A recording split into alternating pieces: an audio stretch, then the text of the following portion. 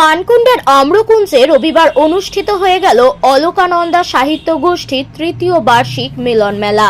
উজ্জ্বল আয়োজনে ভরপুর এই দিনটি যেন পরিণত হয়েছিল এক অসামান্য সাংস্কৃতিক উৎসবে। অনুষ্ঠানের সূচনা হয় বিশিষ্ট নাট্য ব্যক্তিত্ব, সমাজসেবী ও সাহিত্যিক ডক্টর ময়ূরী মিত্রর প্রদীপ প্রজ্বলনের মাধ্যমে।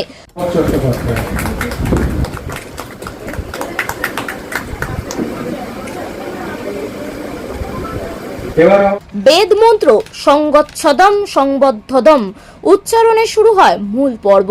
প্রধান অতিথি ছিলেন বিজ্ঞান ও সাহিত্যের অনন্য মেলবন্ধনের প্রতীক ডক্টর দিলীপ কুমার দত্ত। বিশেষ অতিথি হিসাবে উপস্থিত ছিলেন নাট্য ব্যক্তিত্ব অমর চট্টোপাধ্যায়।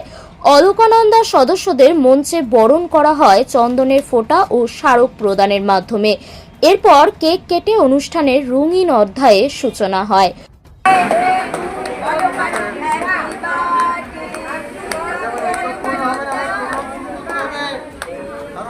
পরিবেশিত হয় অলকানন্দার থিম সং রবে না একেলা এ মিলন মেলা, যা লিখেছেন ও সুরারোপ করেছেন সংগঠনের সদস্য শ্যামল দে।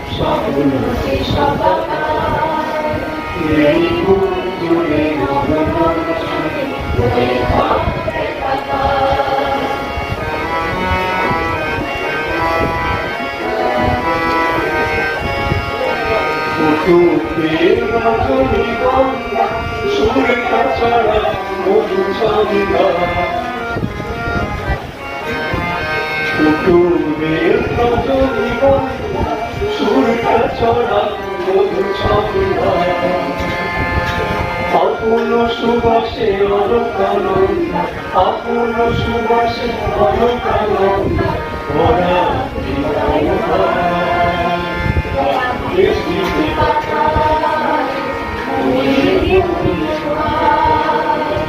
রবে না একেলা এ মিলন মেলা, আইছে সবাই এই মধুর লগন খুশির অঙ্গন, এই মধুর লগন খুশির অঙ্গন, রাখবে স্মৃতি মনেরই অলিকতায়, রাখবে স্মৃতি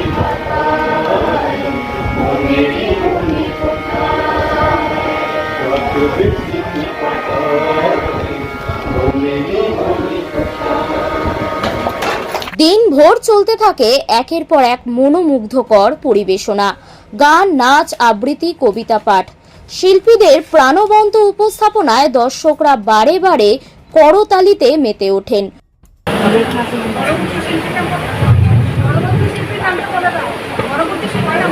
কবি সুজন মিত্রের লেখা কবিতা আমার রবীন্দ্রনাথ। সত্যনারায়ণ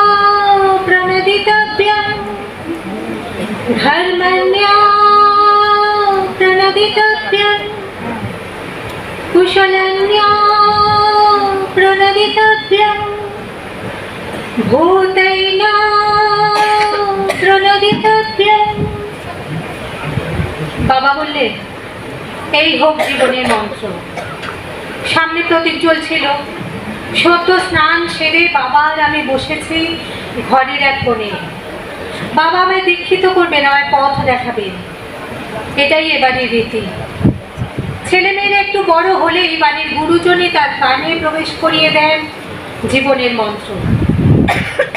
আমি তখন পঞ্চম শ্রেণী।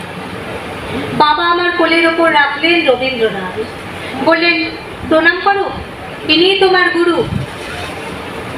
আমি রবীন্দ্রনাথ এবং বাবা দুজনকেই প্রণাম করলাম। জিজ্ঞেস করলাম, ইনি ঈশ্বর বাবা? বাবা হাসলেন, বললেন, বড় হও, বুঝবে।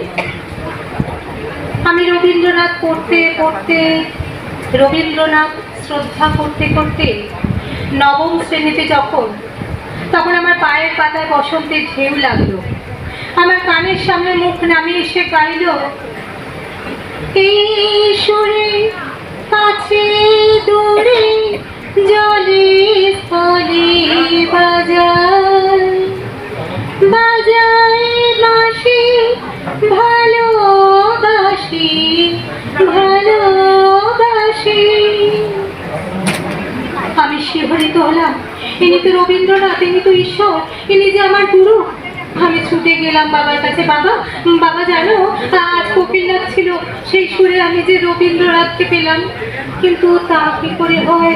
উনি যে... বাবা হাসলেন, বললেন, উনি তো বসন্ত। আমার তীর তীর করে উঠলো। বাবার কাছ থেকে এক ছুটে ঘরে এসে বিছানায় উপর হলাম। আমার বুকের তলায় গান দিয়ে চলল, আমারও পরানো যাহা চায় তুমি তাই গো, আমারও পরানো যাহা চায়। একদিন আমার বসন্ত প্রখ্যাত গবেষক হয়ে বিদেশে গেল। তার শিকড় প্রবেশ করলো সেখানে। তার কোকিল রবীন্দ্রনাথ ভুলে গেল। আমি বাবার কাছে কেঁদে পড়লাম, বাবা, এ কেন হলো? আমি যে নিঃস্ব হলাম। বাবা আমার মাথায় হাত রাখলেন, বললেন, আছে দুঃখ, আছে মৃত্যু, আর আছে শক্তি। আজাতো মা সদ্গময় তমসো মা জ্যোতির্গময় মৃত্যুর্মা মৃতঙ্গময় আবিরাবির্ময়েতি রুদ্রযত্তে দক্ষিণং মুখং তিয়েন মাং পাহে নিত্যম। আমি পঞ্চম শ্রেণী থেকে রবীন্দ্রনাথ বুকে ধরে আছি। বাবা বলেছিলেন, বড় হও, বুঝবে। আমি আজ বড় হয়ে চলেছি। সকালবেলা স্নান সেরে রবীন্দ্রনাথের সামনে প্রদীপ জেলে প্রণাম করেছি। দ্বীপ প্রহরে বুকে জড়িয়ে ধরেছি সঞ্চয়িতা। গভীর রাতে গীতবিতানের সুর ভিজিয়েছি বিষাদের অশ্রুতে। আমার বুকের গহনে আজ সোনার তরি ভেসে যায়। পাকা ধান খেতে দুলছে শিশির, দুলছে আকাশ। বসে আছি কুলে আমি আর রবীন্দ্রনাথ।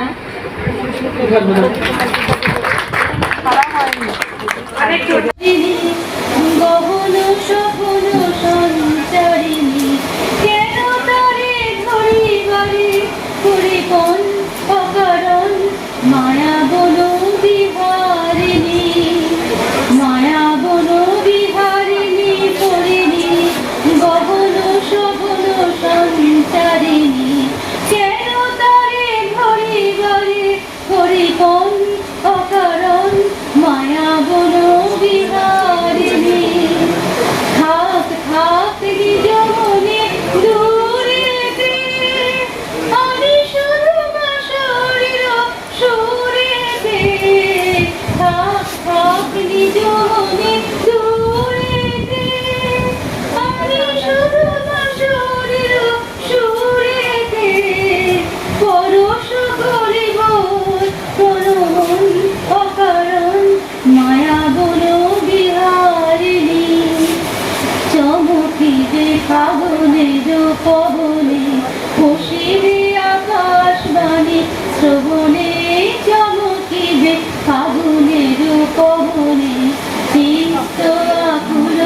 বাঘে অনুধন অকারণ দূর হতে আমি তারে সাধিব।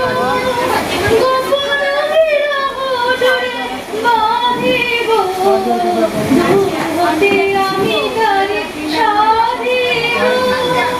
গোপন বিরহ ডোরে বাঁধিব, বাঁধন বিহীন সেই দেহধন অকারণ মায়া বন বিহারিণী, মায়া বন বিহারিণী করে গহন সপন। ওইদিকে আলোটা নেই বলে ছবিটা ভালো আসে। আমি কবিতা বললে আপনাকে ছবি তুলে দেবেন, ভিডিও করতে হবে। প্রথমে দুটো স্টিল নেবেন, তারপর ভিডিও। অনেক দূরে থাকে, চলে যেতে হবে। এই তো আমি এক্ষুনি দিয়ে দেবো।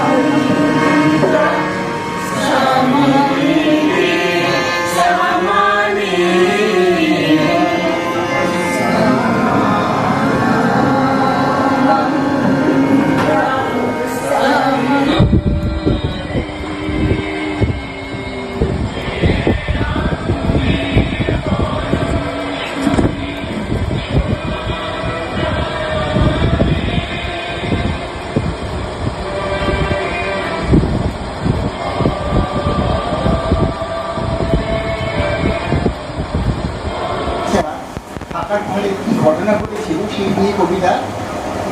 নবনীতা দেবসেনের বাঘ। একদিন ছিল ছোট্ট হলুদ বাঘ, তাদের পাখির আলায় বাসা। তার মনে মনে জমছে কেবল রাগ। কেন? বনটা কেবল পাখি দিয়ে ভাষা। মা বাবা তার বেঁচেছেন এই বন, নেই যেখানে ছাগল হরিণ ভেড়া। ধরবে পাখি, খাবেই পাখি, কোন ভদ্র পাখি হেথায় বাঁধে ডেরা। বাচ্চা নাকি ধরতে পারে পাখি, যতই বাড়াক সর্বনেশে খাবার। পাখির সঙ্গে পেরে উঠবে নাকি, এক নিমেষেই আকাশ পথে পাওয়া। ছোট্ট পাখির ছোট্ট শরীর যত, লাফিয়ে ওঠে ধরতে পাখির ছানা। পাখিরা সব কিচমিচিয়ে তত উড়ে পালায় ছড়িয়ে দিয়ে ডানা। ছোট্ট বাঘের বড্ড খিদে পেটে, কি আর করে, গেল নদী পাড়ে। লাল খেলো সব কাঁকড়া বেড়ায় হেঁটে, লম্বা থাবায় ধরতে যদি পারে। কাকের ছানা জানতো না তো মোটে, কাঁকড়া কেমন চিমটে ধরে দাঁড়ায়। গর্তে খাবার দিয়ে কেঁদে ওঠে, ওরে বাবা কে আমাকে ছাড়ায়। ছোট্ট কাকের মস্ত হলুদ বাবা কান্না শুনে দৌড়ে এলেন ঘাটে, বাড়িয়ে দিলেন গোবদা নখের থাবা। এক নিমেষেই কাঁকড়া দ্বারা কাটে। খিদের পেটে বাঘের ছানা যখন ধরতে গেল কাদায় মেরি মৎস্য, বাঘ যতনে লজ্জা পেলেন তখন। ভোদর তো রোজ দেখলো যে তুই বৎস। ছানার দুঃখে দুঃখ পেয়ে ভারী বাঘ বাবা মা বদলে নিলেন বাড়ি। সেই থেকে বাঘ যায় না পাখির আলয়, তারা থাকে সজনে খোলায়।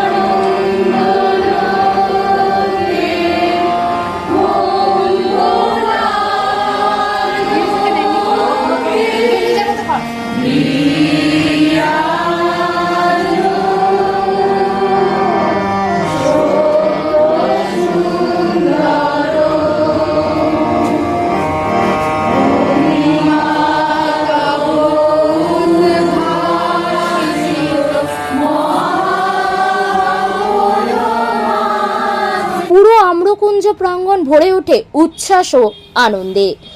অলকানন্দার প্রাণপুরুষ শ্রী অসিত কুমার রায় জানান, এই বার্ষিক মিলন মেলা শুধু বিনোদনেরই নয়, বরং একে অপরের সঙ্গে সম্পর্ক গভীর করা এবং সাংস্কৃতিক বন্ধনকে সুদৃঢ় করার প্রয়াস। আগামী দিনে এই আয়োজনে আরও বৃহত্তর পরিসরে এগিয়ে নেওয়ারও পরিকল্পনার কথা তিনি জানান। 2022 সালের 3 সেপ্টেম্বর অলকানন্দ গোষ্ঠী সাহিত্য গোষ্ঠী তৈরি হয়েছিল আমারই হাত ধরে। তো এটা শুধু সাহিত্য গোষ্ঠী নামে বটে, কিন্তু এখানে আমরা সমস্ত রকম শিল্প এবং সংস্কৃতির চর্চাকে আশ্রয় এবং প্রশ্রয় দিয়ে থাকি। তো সেক্ষেত্রে এটা একটা বৃহত্তর আঙ্গিক আছে। আর 5টা গড়পড়তা সাহিত্য পরিবারের মতো নয়, আমাদের উদ্দেশ্য হলো অলকানন্দাকে একেবারে একটা উৎকর্ষতার চরম পর্যায়ে পৌঁছে দেয়া। হাঁটি হাঁটি পা করতে করতে আমরা 3টে বছর পার করে 4র্থ বছরে পা রেখেছি।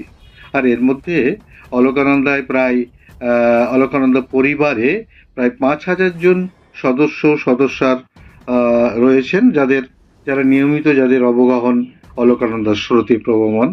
অলকানন্দার স্রোতে শুধু ভারতবর্ষের বিভিন্ন প্রান্তের মানুষজনই নয়, এখানে বাংলাদেশ থেকেও অনেক সদস্য আছেন, এমনকি আমাদের বিদেশেরও অনেক মানুষজন এর সদস্য আছেন। এবং সেক্ষেত্রে আমরা বলতে পারি অলকানন্দা প্রাচ্য এবং পাশ্চাত্যের একটা মিলন ক্ষেত্রও বটে। আমাদের মূল উদ্দেশ্য হলো আমাদের শিল্প, সাহিত্য এবং সংস্কৃতির প্রসার।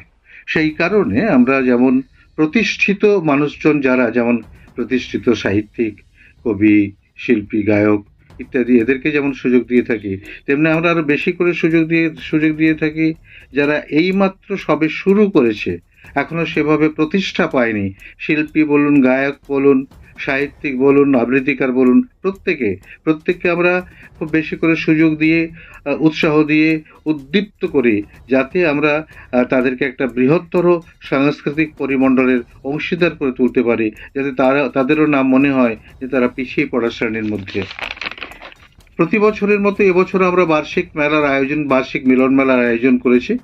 বার্ষিক মিলন মেলার একটাই উদ্দেশ্য, সেটা হচ্ছে এখন তো সবই ভার্চুয়াল জগৎ, আমরা কেউ কাউকে চিনি না, কারো মুখ দেখি না, দুটো প্রাণের কথা বলতে পারি না।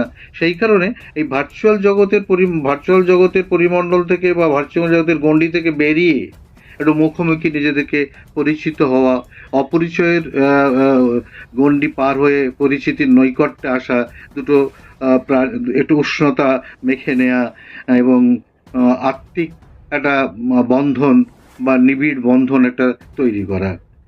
বিগত 2 বছরের মতো এবছর আমরা আশা করি সুন্দর এবং সার্থকভাবে সেটা সম্পন্ন করতে পেরেছি বলে বিশ্বাস করি। ভবিষ্যতে আমরা আশা রাখি এভাবেই আমরা আরো বৃহত্তর সাংস্কৃতিক পরিমণ্ডল তৈরি করতে সক্ষম হব, নিশ্চয়ই আপনাদের সহযোগিতা থাকলে। নমস্কার। শেষ পর্যন্ত এই মিলন মেলা পরিণত হয় এক অনন্য সাংস্কৃতিক উৎসবে, যা উপস্থিত প্রত্যেকের মনে রেখে যায় আনন্দঘন স্মৃতি ও আগামী দিনের প্রতীক্ষা।